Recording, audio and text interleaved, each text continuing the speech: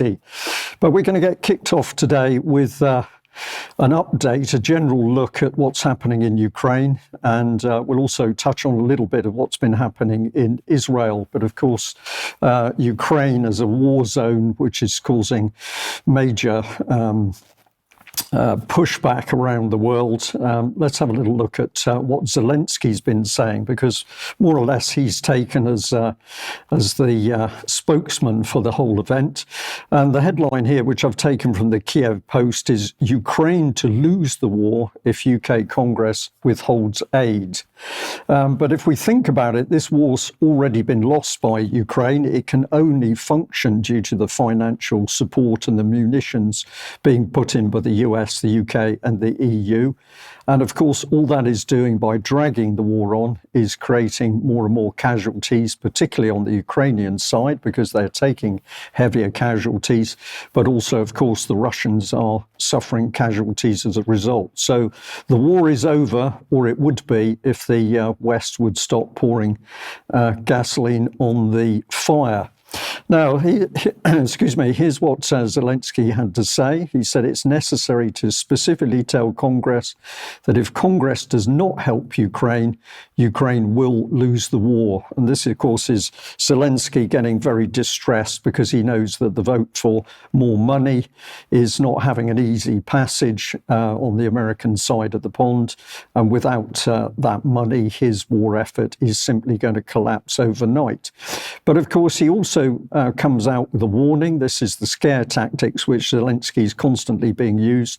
If Ukraine loses the war, other states will be attacked. And it's quite remarkable, but it almost appears that in the US and in the UK and the EU within NATO, this is just being taken as an as-is, that if Ukraine falls, the Russians are going to sweep westward and conquer the rest of Western Europe. This is back to Cold War type fear factor, and it's being ramped up particularly by the West and by NATO.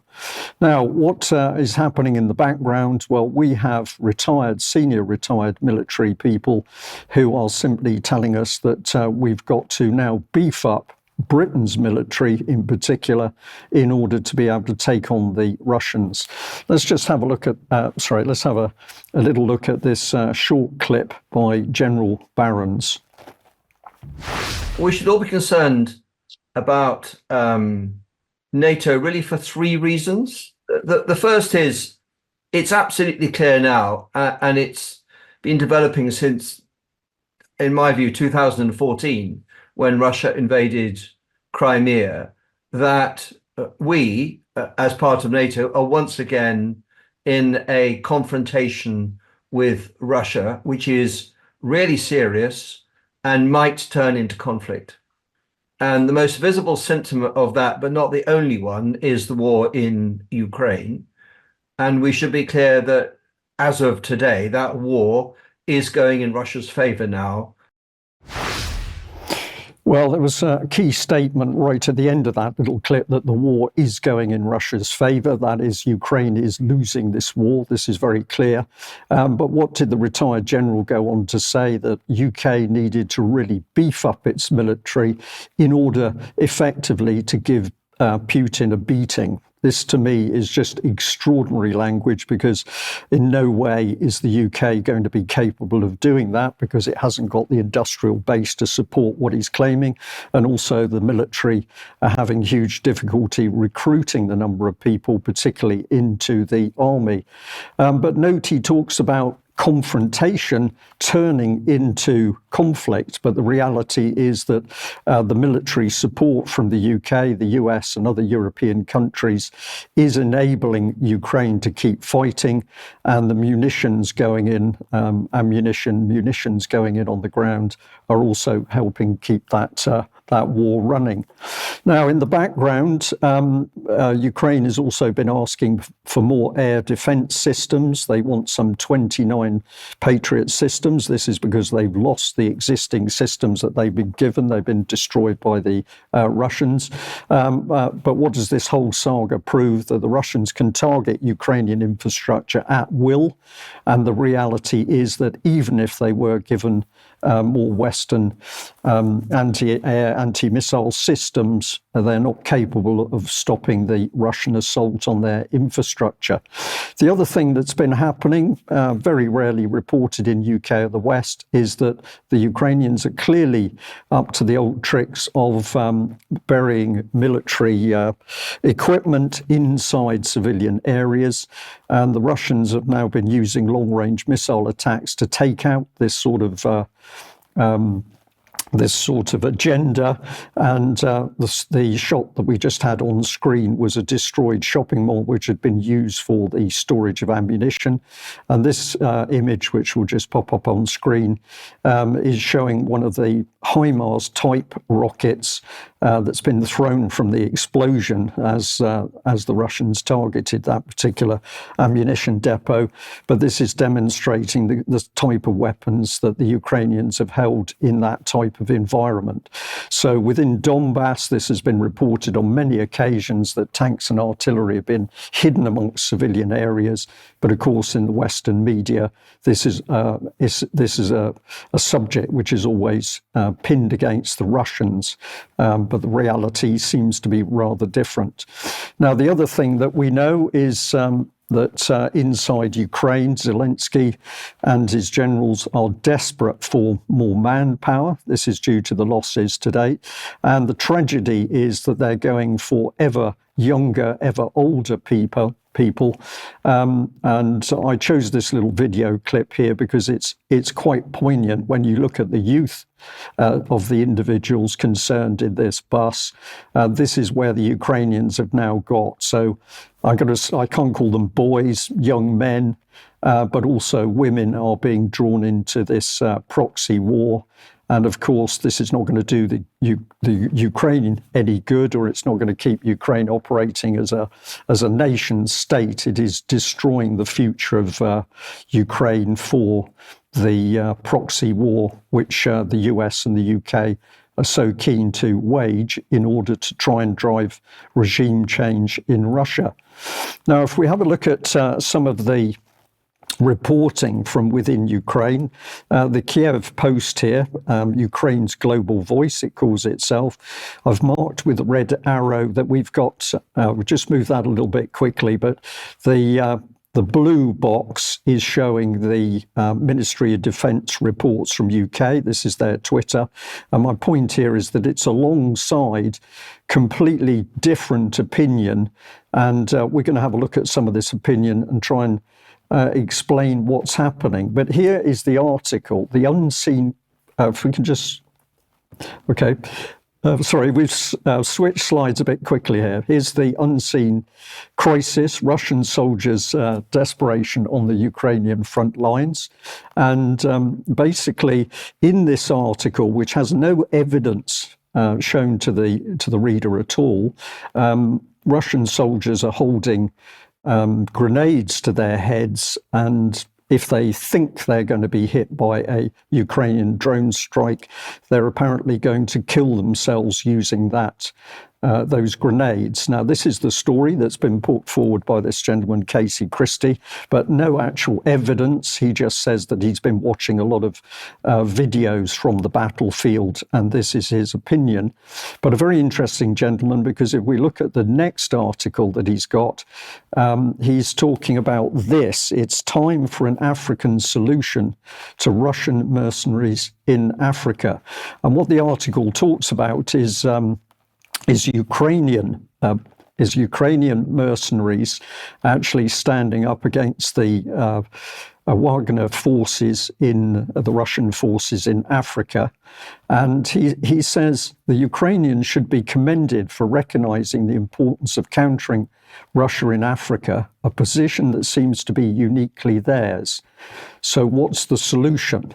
So his solution is this: while the Expeditionary Corps entices with the illusory promise of quick fixes or sales pitches touting regime survival packages, a far more sustainable and legitimate approach lies in the establishment of an African private military company.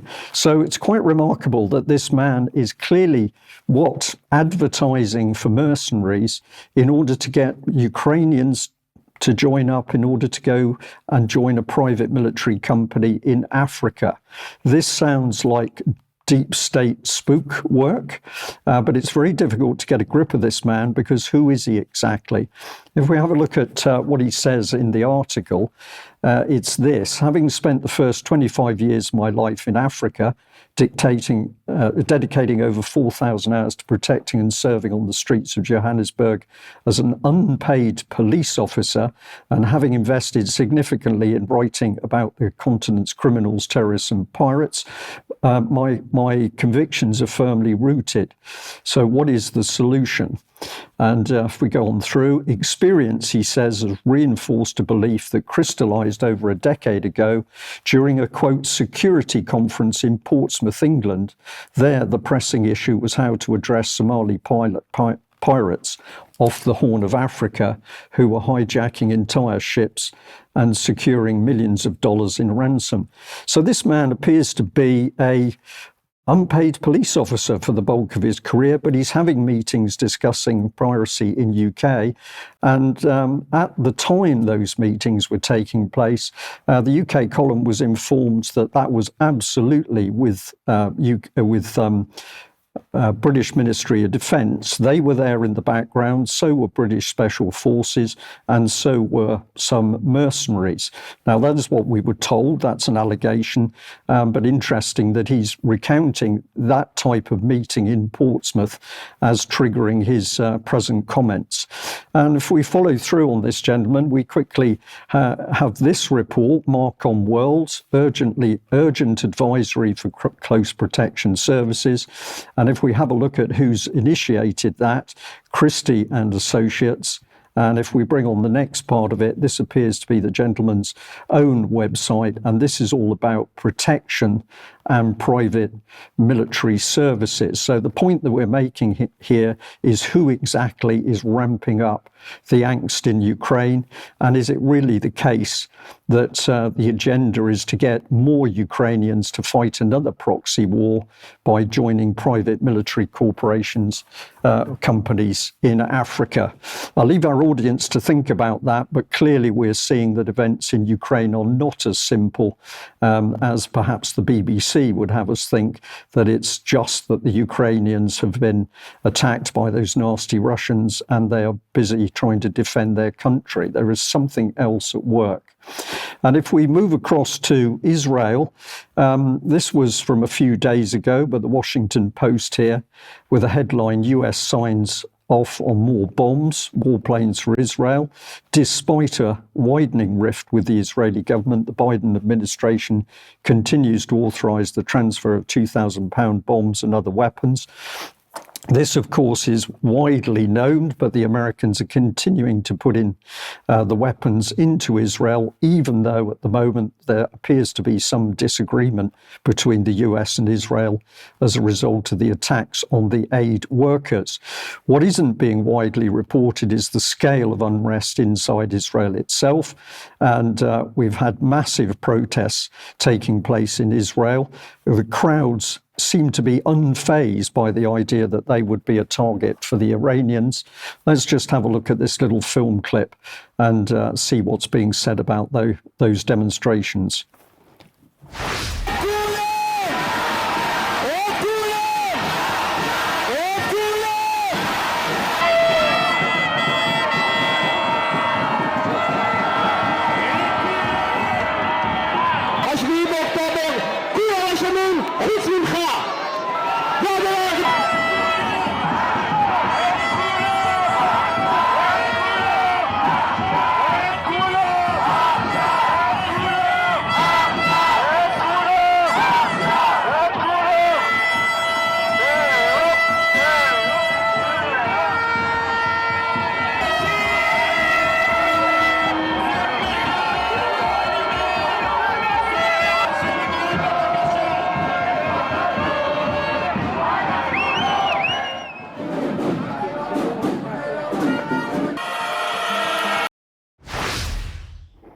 So a large demonstration, clearly some violence. The crowd, what were the crowd after? They wanted the hostages returned, which is completely understandable, but they were also protesting about the conduct of the war by Netanyahu, and many of them were calling for him to step down. So protest in Israel at what has happened following those Gaza attacks. Now let's have a look at this clip from David Cameron. Of course, is supposed to be doing good ambassadorial work in order to calm things down and obtain peace. Let's hear what he had to say. On October the 7th, Hamas carried out the deadliest attack on the Jewish people since the Holocaust. 183 days later, Hamas still holds over 100 hostages. Today, our appeal is as strong as on the day they were taken. Hamas must release them, every one of them, right now. We know little about the conditions of their captivity. We cannot even be sure who is still alive. But we know who they are. 2 British nationals and the citizens of many other nations, students and festival goers, construction workers and a historian of the Holocaust, parents, children, loved ones. The Prime Minister and I have met the family members of many hostages. They are showing incredible courage in the most unimaginably difficult circumstances. It is utterly inhumane to extend their agony. And so today, 6 months on from October the 7th, we renew our solidarity with the victims. We stand with the families. We condemn the terrorists. And we call again, send the hostages home. I always have great difficulty looking at David Cameron speaking in his very measured way, where he's being sincere in an insincere way. But the point I really want our audience to think about is that way back in 2011 and onwards, David Cameron was expressing his unbreakable support for Israel. So when we see David Cameron talking about Israel, who is he actually talking for? Who does he represent? Does he represent the people of UK, or is his priority the people of Israel? And our point is, we don't mind. We just like him to be honest about which side it really is, because no man can have 2 masters. And we covered this issue in the UK column article at the time and encouraged people to have a read and see why we believe that this is an impossible situation, that we have such a powerful Israeli lobby within UK changing agenda as we have a major conflict in Gaza.